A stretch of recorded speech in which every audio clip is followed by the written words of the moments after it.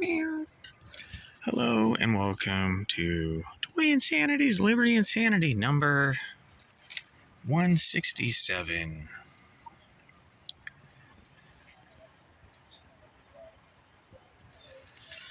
For 4 years now, we've acknowledged National Handmade Day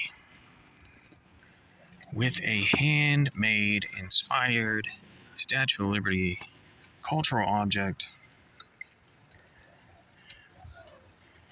This is an old one and an interesting one. We're going to talk about what's considered like the first American form of folk art, weather vanes. I can't decide where these look best. But these pieces came from Time magazine, 1972. So they're already 53 years old. They are made of plastic. It's sort of back in the day, all these plastics had certain names. It's kind of a Bakelite plastic. They're real interesting looking. Time, the weekly magazine, presents Miss Liberty, and these were made by the Alva Museum replicas from the original weather vane found in the Abbey Aldrich Rockefeller Folk Art Collection, Williamsburg, Virginia. I'm going to seek to tell you everything I know about weather vanes. Liberty Insanity 167. Now this one is complete and intact. This one, you can tell someone broke the original stick and then they drilled, you can tell that's a drilled hole and a little piece of copper. Not too bad of a restoration attempt. And you can also see they're slightly different colored. This one looks like copper and that one looks like bronze to me. But I like these. And neither of mine came with this sheet. There's a sheet that's came with them originally. We're also going to reference the Liberties with Liberty book by Nancy Jo Fox. This book came out in 1985. This is a print of the sheet that comes with these. I'm going to read it verbatim, and then we'll talk about weather vanes and folk art. Election year, remember this is 1972. And whatever way the political winds blow, we hope you'll want to keep this Miss Liberty weather vane as a symbol not of Democrats or Republicans, but of democracy itself, and the Republic declared free and independent that July 4th, 196 years ago. Miss Liberty's own history goes back to 1796, the year Edward Savage of Philadelphia published an engraving of his painting, Liberty, in the form of the goddess of youth giving support to the bald eagle. His classic lady lifting a chalice to a descending eagle was widely copied into the next century. Okay, first sidebar. This is the Edward Savage painting referenced. Liberty in the form of the goddess of youth giving support to the bald eagle, 1796. This is the engraving, and I guess this is a print. A variation with flaming torch held high, the Statue of Liberty was created for the 100th anniversary of American independence. Bartholdi's designs was well known in the 1870s, and it's not been established if this weather vane adaptation was made then or to commemorate the statue's actual dedication in 1886. So someone was real excited. The thing with weather vanes, man, they go all the way back to Greek antiquity. We're talking like 48 BC. But when people came to the North American colonies, they often made weather vanes, because you didn't have a barometer, you didn't have fancy equipment, but you could make a weather vane out of wood, and then they became relatively easy to make them out of metal. And typically they would early on make roosters, just like in the old world. They would frequently make cows or pigs for your farm. But then around the mid 1800s, it became popular to make the eagle or other patriotic symbols, as well as, technological things like the locomotive or a fire engine. The original of our Miss Liberty, a copper one, 41 inches high, working weather vane, is in the Abby Aldrich Rockefeller Folk Art Collection in Williamsburg, Virginia. This replica for Friends of Time magazine is the first ever authorized. So the first ever authorized replica of that piece in the museum. And it's displayed prominently. It's got the arrow basically pointing you into the exhibit. It looks amazing. May Miss Liberty help you celebrate the 4th of July and remind you that the Declaration's consent of the governed requires an involved electorate, the kind of well-informed people who turn each week to Time, the weekly news magazine. So there's some kind of promo they did in 72. That's the exact copy from the sheet you should have got with this in 72. And I don't see really any evidence. I guess this was like a subscription promo. I don't see any evidence that they did this kind of thing year after year. But I've been fortunate enough to get two. There is one currently on eBay, but it's more pricey than what I paid for the two of these combined. Did you know a weather vane, it points the way the wind is coming. So you would want to have your cardinal directions beneath this. North, south, east, west. That's affixed. That's solid into your roof or whatnot. And then this is going to vary toward the wind. But remember, it's going to point the way the wind's coming.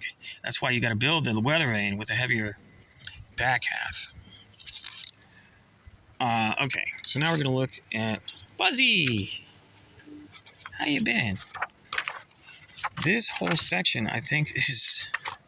Okay, early paintings of Liberty and Columbia.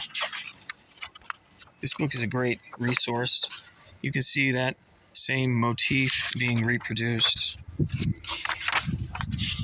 But soon we're going to actually get to a section on weather vanes. Ah! I swear, folk art, love it. Past and prior videos, I've done folk art inspired. This one, I swear, this one became a postage stamp. This is Artist Unknown, Miss Liberty, 1850 to 1860. Here we go. Oh, great. I know you. You're the front cover. Oh, yeah. So this one is at the... Well, we can just look at it here. Oh, my God. It says private collection. But I believe this one is now... I mean, a lot has happened since 1985. I think this one is at the American Folk Art Museum in New York City, where it's prominently displayed. My replicas are based on one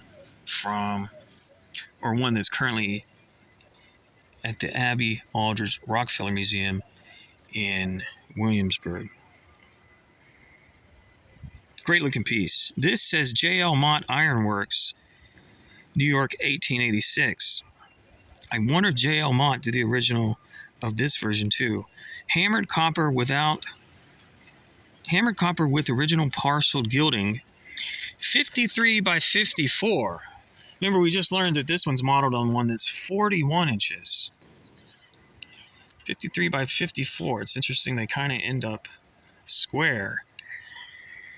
5 feet high, this weather vane is the closest in appearance of any known existing vanes of the Statue of Liberty. Okay. They called this one Columbia. Goddess of Liberty, Columbia. These are their weather vane examples. 1893. They call that one Liberty. They call that one Liberty.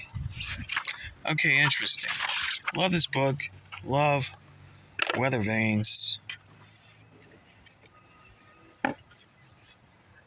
Love that piece. Okay.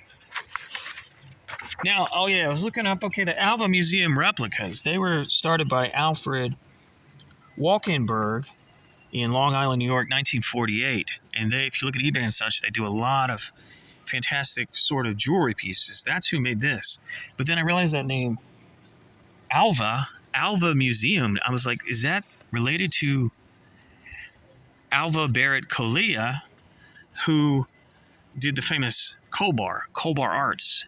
But no, Alva Barrett Colea is a Romanian immigrant who made the famous museum, the official, for example, you can look at my videos, the official Ellis Island Foundation 1984 and 1986 Statue of Liberty. So both of these are high quality museum replicas, effectively, essentially. So the Goddess Liberty, Libertas, and folk art. This book is specifically folk art, not really commercially available souvenirs or anything.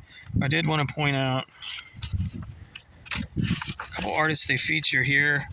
Here's two from Hudson Talbot, which I think, so he did this painting in 1982. Liberty making an apple pie. What's more American than apple pie? She's got a portrait of George Washington. She's got her own souvenir on the shelf. And then Hudson Talbot for Bloomingdale's, 1982, Spoof on American Gothic by Grant Wood. So I did a whole video on your boy Hudson Talbot. I think it was way back Liberty Insanity 7. And then somewhere in here there's a... Okay, so I did a video on this collage artist, Michael Langenstein, Swimmer of Liberty, 1976. So I identified the two postcards he used to make this collage. It says here, the lady with the lamp longingly imagined herself cooling off in the New York Bay, as so rarely portrayed by Langenstein in this marvelous collage, photograph courtesy of artist. And that's Liberty Insanity 144. So that's it for this video. If you want to see my other Handmade Day Liberty Insanities, you can check out episode 30 for the Annalee Mobility Liberty. That's by Barbara Annalee Davis. And of course, 92 is my Deborah Shows figure called Little Miss Liberty. They call this one Miss Liberty too. And then you can even check out episode 122 for last year's Handmade Day, Lori Mitchell's Little Liberty. Now these, of course, are prized possessions of mine that started as handmade objects and then were mass-produced in the folk art style for collectors to own, possess, and cherish. Maybe this?